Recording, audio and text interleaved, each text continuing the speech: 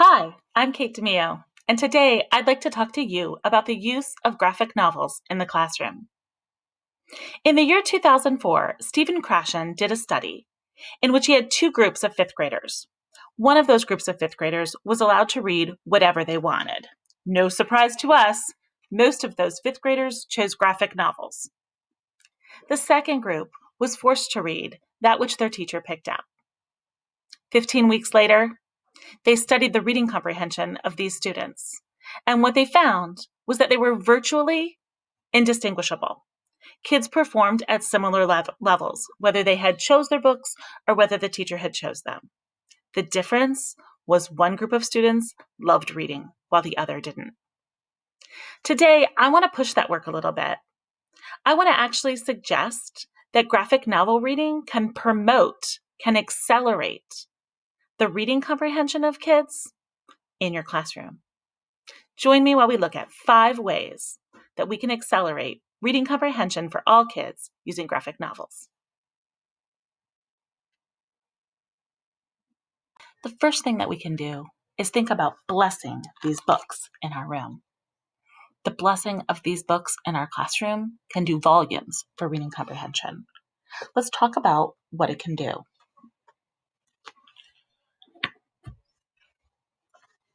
When we bless these kinds of books in our classroom, that means we read aloud these books. We recommend these books to kids. We spend money adding these books to our collections. We tell kids yes when they want to read these books during reading workshop. We start to promote the habits of readers. When we say yes, when we have these books in our classrooms, we start sending the message that all kids are readers. And that changes a child's internal motivation and gets them reading. Graphic novels encourage voluminous reading. They encourage kids to move from one book to the next book. This idea of voluminous reading is one that has been studied extensively. Sometimes you'll hear it referred to as the home run series or series book reading. For many of you, these books were books like Babysitter's Club and Nancy Drew and the Hardy Boys. You didn't stay reading these books forever, but they turned you into a reader. Putting these books in our classrooms encourages kids to start to develop habits. Kids will start to carve out time in their own lives to read books. And once they start to do this, then they start to become a reader. We also know that kids will spend their own money on graphic novels. We actually know this through Amazon. We know that Diary of a Wimpy Kid, that Raina Tegelmeyer's Guts, that Big Nate, these books have all made it onto Amazon's top-selling list. Kids are willing to buy these books. When you ask kids to go through their old books and donate the ones that they don't want, they don't choose their graphic novels. They want to hold on to them. That's because they're developing the habits of a reader. Reading graphic novels, having graphic novels in your classroom also perpetuates the idea that we get to know authors, and that by getting to know authors, we get to know lots and lots of books. We perhaps unlock books that we hadn't thought of before. So like, for example, if you have Rapunzel's Revenge in your classroom, this graphic novel will be read by many. But some kids will look for other books by Shannon Hale when they're done with that, and might find themselves reading something like this. This idea of blessing books in your classroom, of blessing graphic novels, will do volumes for reading comprehension. Adding graphic novels to your book clubs can be a powerful way to increase reading comprehension. Let's take, for example, a book club on World War II. We can invite kids into the world of book clubs by using a graphic novel. Once they're in that world of book clubs, we're encouraging kids to talk. We'll encourage kids to sketch. We'll encourage kids to write about their reading and to reread. These book club habits can be formed and then transferred into other books beyond the graphic novel. Graphic novels are quick to read, so they work well inside of a book club because a book club can move from one graphic novel perhaps to a book, and then maybe even to a harder book. This work helps kids build strong background knowledge and vocabulary, reading around the World War II rather than just one book. This supports cross-text work. Many of the standards in 5th grade ask kids to do work across texts, but many kids only get through one book.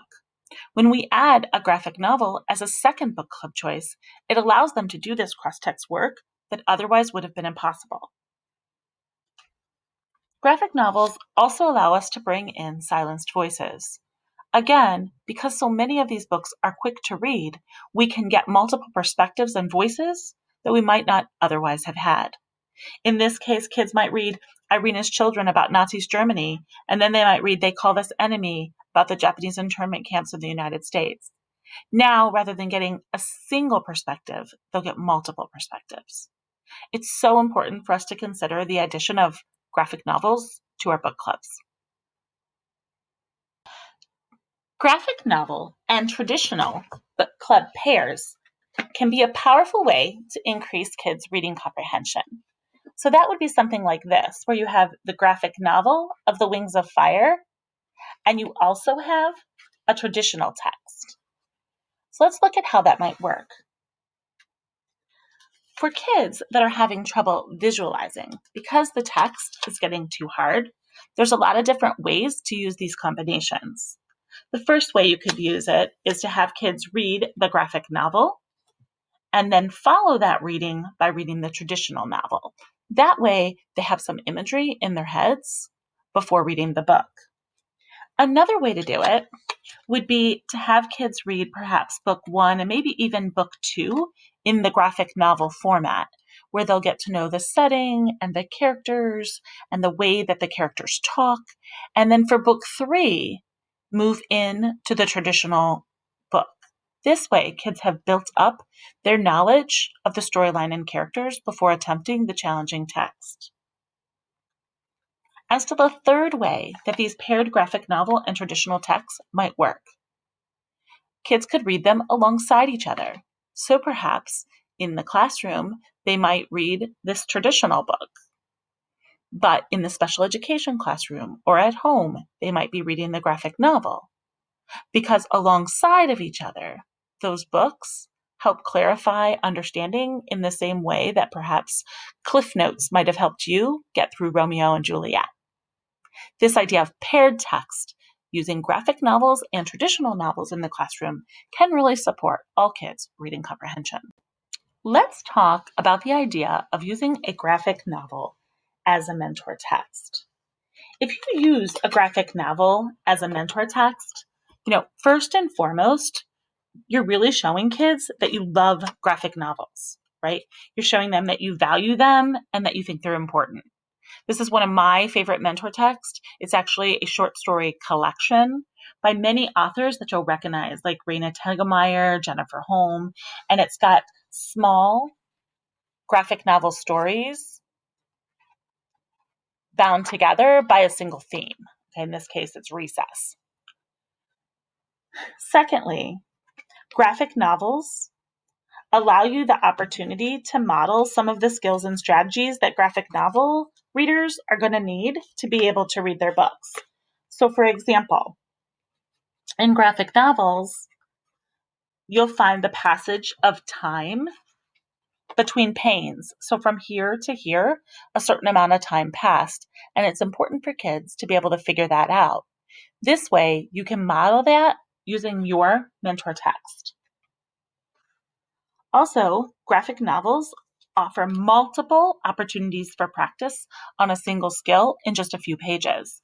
So for example, if I'm trying to teach kids that writers often reveal information about characters through dialogue, okay, I might be able to do that using a mentor story. This one's called Breakfast Bunch. It's part of the Lunch Lady series. And here, Milmo is introduced through the voice of another character. I guess we need to be on the lookout for that. On the lookout for times when an author introduces you to another character through dialogue. And then here, you'll see D introduce Mr. Crawford through dialogue.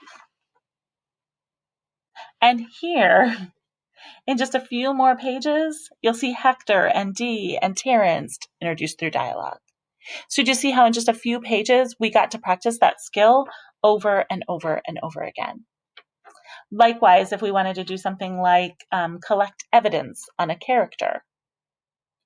When we collect evidence on Dee, this is Dee, we can think about things that she says and things that she does and the ways that she acts, and it'll be much easier for us to pull evidence out of this graphic novel than it'll be to pull it out of a text. Just makes a nice bridge for some of those skills and strategies that are really challenging. Let's explore just one more way that graphic novels can support reading comprehension.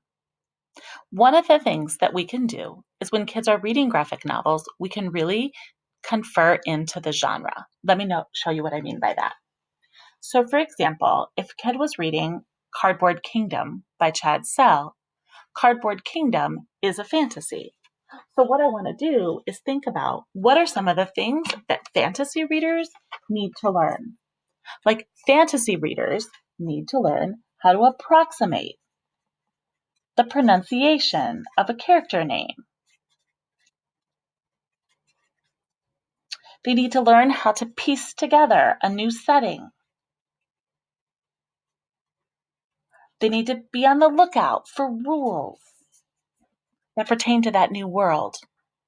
So if rather than just teaching about what's going on in the picture, I really teach into some of the kinds of conferences I would have with kids who are reading fantasy books, this will be a better bridge for them into other fantasy books. Likewise, if the child's reading American Board Chinese, which is a memoir or a biography, I want to think about, so what are some of the things that I would be teaching kids for reading memoir or biography? To read forward, thinking about why is this person important? I might want to think about how the text is set up. Does it start at birth and then move to death? Does it start at a big event and then go back in time? How is the text structured? These are the kinds of things I'm really paying attention to when I'm reading a memoir or biography. And then finally, what if I'm reading realistic fiction? Maybe when I'm reading realistic fiction, I'm thinking about what's the lesson that this character learned? I'm thinking about what are the other characters' influence on this person? So do you see how, rather than thinking about just what's happening in the pictures, I'm actually pushing kids to think about the work of the genre? This is the kind of powerful work that we can get kids doing with graphic novels. Hey teachers, today we did some really big work around comprehension and graphic novels.